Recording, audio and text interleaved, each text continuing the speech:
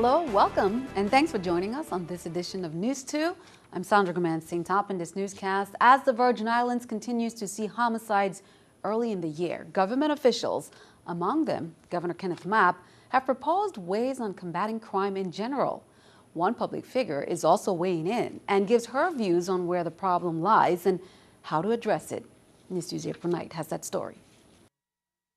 When a still unidentified man was shot 5 times on St. Thomas on Sunday, the territory clocked its 10th homicide only 2 months into 2015. And in the face of rising homicide rates, politicians come up with differing views on how to stem the tide. Last month, Governor Kenneth Mapp had declared an amped-up fight against the soaring crime rate. We're going to push back in a very significant way. Governor Mapp even said he'd consider using the National Guard to fight crime, but in a limited capacity. Police Commissioner Delroy Richards, however, said this is only a last resort. We can put a dent in the violent crime that we're having in this territory. But one public figure believes gangs play a big role in the growing violence. Former AG designee Soraya Diasi-Kofelt says it needs to be dealt with and that the government's silence on the issue is deafening. Kofelt's views on fighting crime covers not just order, but also law. She's now pushing for a change in the revised Organic Act that would make the Justice Department more independent from any governor. The law states that the governor appoints the attorney general. The governor appoints all the attorneys in that office. And most of the employees serve at the pleasure of the governor. So if that's true, who does the Department of Justice really serve? The attorney and former judge recently launched an online petition hoping to get at least 1,000 signatures. The goal, to take the Justice Department and the Inspector General's office from under the control of the executive branch. I believe it's a fight against corruption, and I don't see how anyone in Congress is going to say that they are against it. Reporting for News 2, I'm April Knight.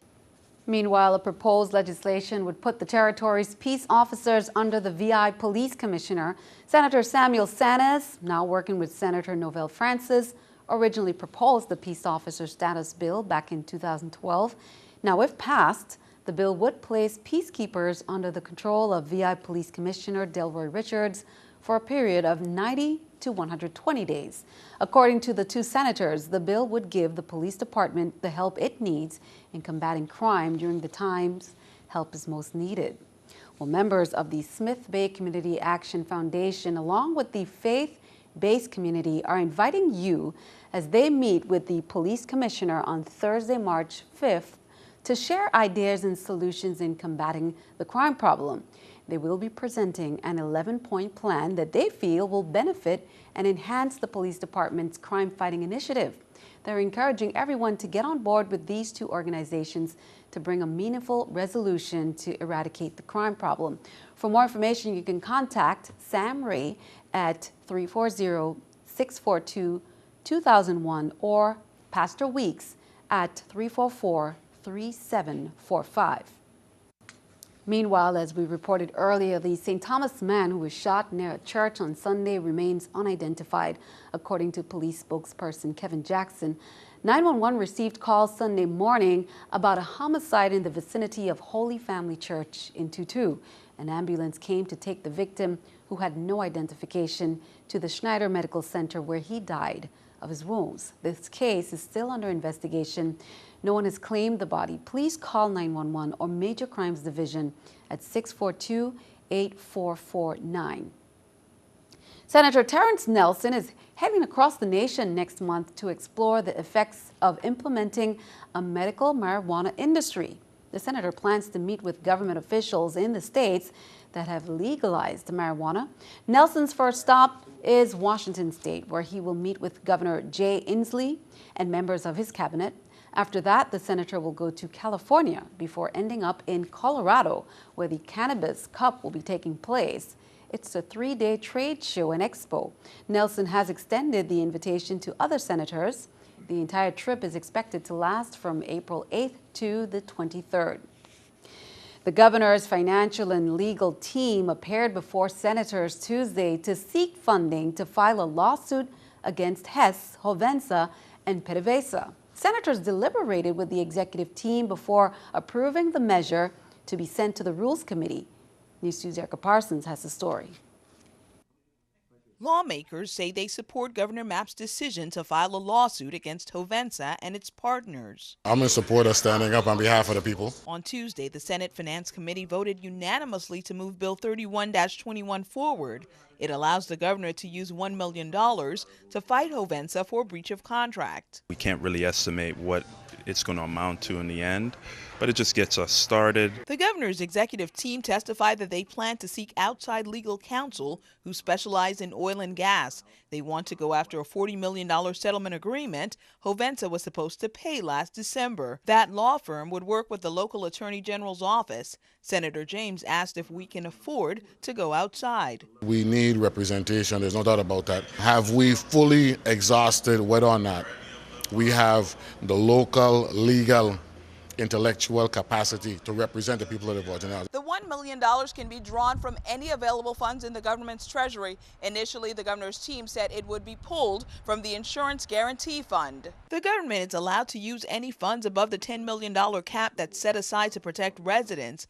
Testifiers said that fund sits at just over $14 million. Senator Tregenza Roach says lawmakers should revisit whether $10 million is enough to protect residents. Litigation of this nature is going to exceed $1 million, and we do want the government of the Virgin Islands to be properly equipped to go forward with an action of this sort because we want to win. One of the questions that I raised on the floor really is whether the $10 million is a satisfactory ceiling.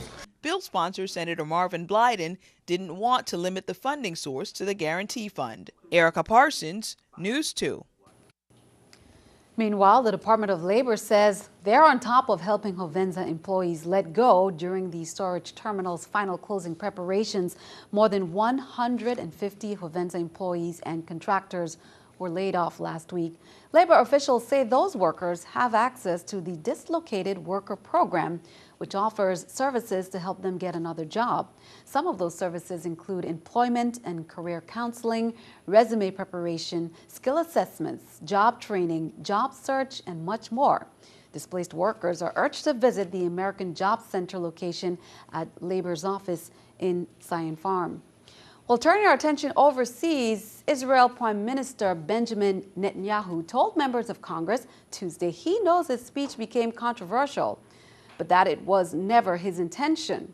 He laid out specific concerns about U.S.-led negotiations with Iran to prevent Israel's longtime foe from developing a nuclear weapon and called it a bad deal. Meanwhile, the House of Representatives passed the Homeland Security funding bill, surprisingly without fighting key provisions of President Obama's immigration overhaul. House Speaker John Boehner, who rarely casts a vote, backed the bill. Meanwhile, keeping our eye on the economy, the Better Business Bureau is out with its annual list of consumer complaints, and the top offenders, auto dealers. Now, the agency fields close to 80 complaints a day. Some of the most common range from cell phones and cable companies to banks. The BBB logs nearly 1 million consumer complaints a year. Now, in 2014, complaints were actually down 5%, but inquiries about businesses jumped 20%, which means more people investigated companies before doing business with them. The BBB recommends visiting their website at bbb.org. Here's the New York Stock Exchange with our stock market watch. The Dow, Nasdaq, S&P all down. The Dow 85, Nasdaq 28, S&P 9. Coming up on News 2, we celebrate VI history, culture, and tradition during the month of March.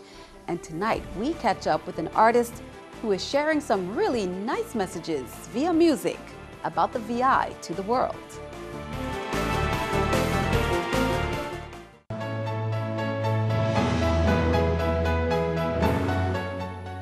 Well, March is VI History Month, and the 26th Legislature designated the month to recognize the accomplishments and contributions of Virgin Islanders, past and present.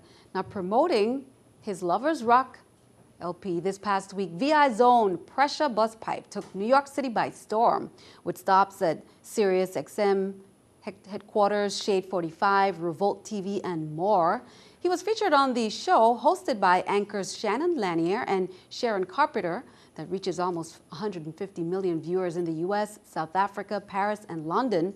A private New York press meet and greet was also held at Jay-Z's 4040 Club in Manhattan. Supermodel actor Tyson Beckford and music executive Chris Gotti were in attendance. USVI's tourism uses his image and music in ads, so Pressure is making a big name. He even selected one lucky guest in attendance for a 3-night and 4-day stay at Marriott Frenchman's Reef on St. Thomas, all provided by VI Tourism. Well, I'm from the Virgin Islands. Oh, of course. Yeah. I was born and raised in St. Thomas, U.S. Virgin Islands. Okay, Yeah. okay. My bad on that No one. worries, no worries. All love, all love. Now, is that where you picked up your unique artistry and style of reggae music? Because it's very different from some of the things we often hear out there. Yeah, well, Jamaica has been, the culture in Jamaica has been my platform. I've loved the Jamaican reggae culture ever since I known myself. Yeah. From Shabba Ranks and, you know, the greats. You know, understand? Bounty Killer, of course, Barry Salmon, who is a lovers rock artist as well, who sings songs for the beautiful ladies. And, you know, my first hit single was Love and Affection, so, you know. Which we all know. Yeah. Now, Governor Kenneth E. Mapp left the territory on Monday for New York as well. He's also participating in the media promotion tour with officials of the U.S. Virgin Islands Department of Tourism. Several television appearances and radio interviews are included. The governor is expected to share Department of Tourism's mission to promote the Virgin Islands as a tourist destination to national and international audiences. Now, while Governor Mapp is out of the territory, Lieutenant Governor Osbert Potter is serving as acting governor as provided by law. Well, are you ready for the Jazz at Lincoln Center Orchestra with Wynton Marsalis? Many describe it as a once-in-a-lifetime opportunity to hear the world-renowned orchestra play on our U.S. Virgin Islands soil. Plus, the VI Youth Ensemble, our very own group of high school music students, are set to kick off the event with a welcome performance at 6:45 p.m. This is cultural entertainment for everyone, and that's on Wednesday, March 4th, 8 p.m. at the Reichel Center. Proceeds benefit United Jazz Foundation and its music education program, Mentoring Through the Arts, we all know from Dion Parsons, in our public schools across the USVI. Virgin Islands Carnival events are coming up very soon, celebrated from April 4th to May 2nd with the theme Culture to the Extreme, VI Carnival 2015. That theme was submitted by Carmen Figueroa. The Virgin Islands Carnival Committee held its kickoff press conference on February 11th.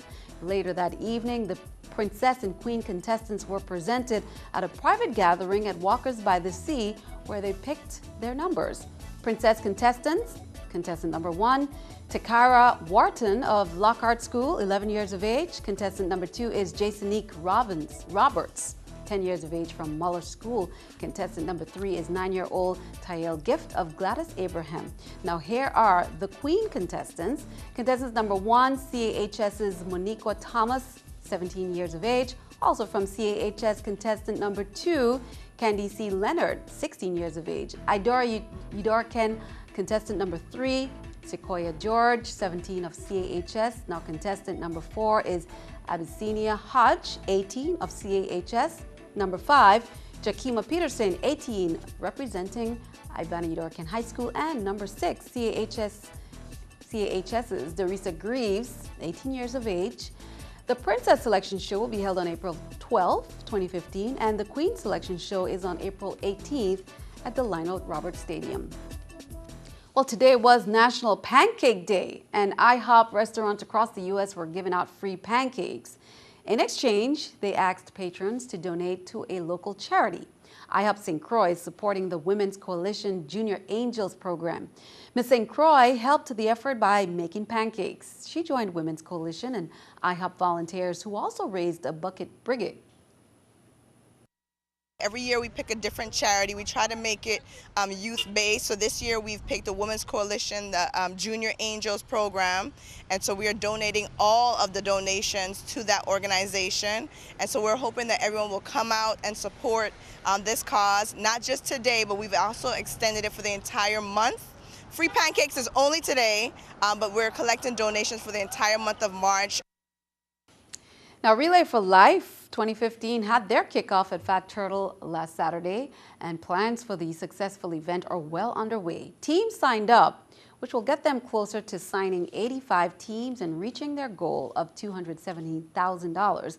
A Walgreens rep was in attendance as a participating sponsor, and the management of Fat Turtle presented American Cancer Society with a check of $1,000. Now, in attendance were manager Adam Wagner, manager Pam Bierman, executive director for ACS Lorraine Baugh, event leader Elma Brathwaite Curtis, and director of operations Yacht Haven Grand Charlie Islands. We want to say on behalf of the American Cancer Society, USVI, we are so very grateful. This is a good sign that Relay for Life 2015 is going to be a success. And Mistress of Ceremonies was Sheila Solomon. Well, were you one of those who spotted that mystery helicopter hovering over St. Thomas on Monday? Nothing has yet been confirmed on why the helicopter flew over several key points close to the harbor, but social media has been abuzz with speculation. Some residents rumored that the chopper was looking for marijuana farms, while others said it's New York Yankees retiree Derek Jeter, who's dating St. Thomas swimsuit model Hannah Davis, and he's scouting for an island home. Now, the FAA airport tower, however, stated it's a weather helicopter from NOAA mapping out the harbor with the attached camera. Be sure to stick around. Your News 2 AccuWeather forecast is coming up next.